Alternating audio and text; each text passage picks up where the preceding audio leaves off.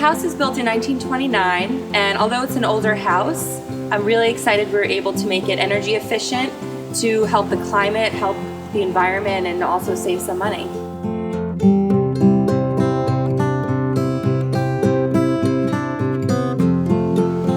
I'm here at the home of my daughter Natalie and her fiance Rob in Westchester County, New York. Let's call it a Victorian colonial. The house had no air conditioning system, and it had a fairly ancient radiator hot water system with a furnace and oil tank in the basement. So we had a clean slate in terms of thinking about how to put air conditioning and heat into the house. We of course wanted to do this in as an efficient a way without fossil fuel as we could. So we're in the unfinished attic at the house, and this is the Space Pack air handler. This is the refrigerant that's coming from the Bosch heat pump that's out in the side yard. And it's either supplying hot or cold refrigerant that's then put into an element inside the box. So these are the magical heat pumps. These are air sourced. They are air conditioners in the summer, and they run in reverse in the winter.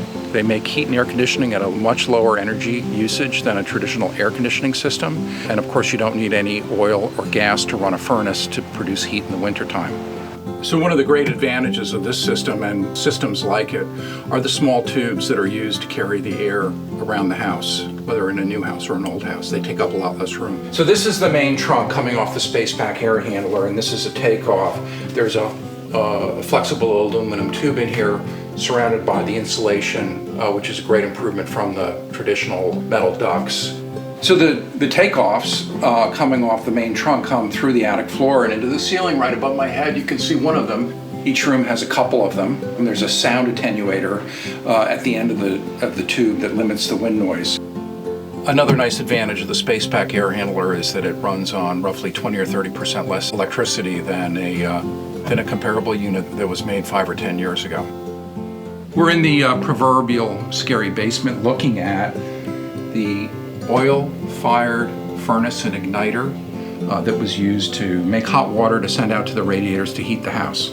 That's coming out because we don't need it anymore. I kid you not, this is 100-year-old technology. This is a 300-gallon fuel tank that supplies the oil-fed furnace, or at least it used to. Fuel truck comes up and pumps the oil into your tank, into the supply here. Of course, that fuel that they're pumping, first there was an oil well that they got the crude out of. They sent that to a refinery through a pipeline somewhere across America. That refinery took that crude oil and broke it down into constituent parts, including gasoline, diesel fuel, etc. And then all that diesel exhaust with SOx, NOx, carbon monoxide, and all sorts of bad things have to then go out the chimney, up out of the top of your house. So this is the basement Space Pack air handler. The air comes through some big vents in the floor above through this tube into the side of the air handler, into this chamber, and then being pushed through this element, which has been supplied with either hot or cold refrigerant to either push hot or cold air up into the first floor.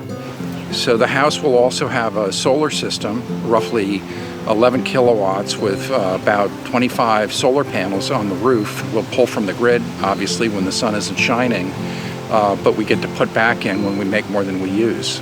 So we may not get all the way to net zero with the house, but we're coming close.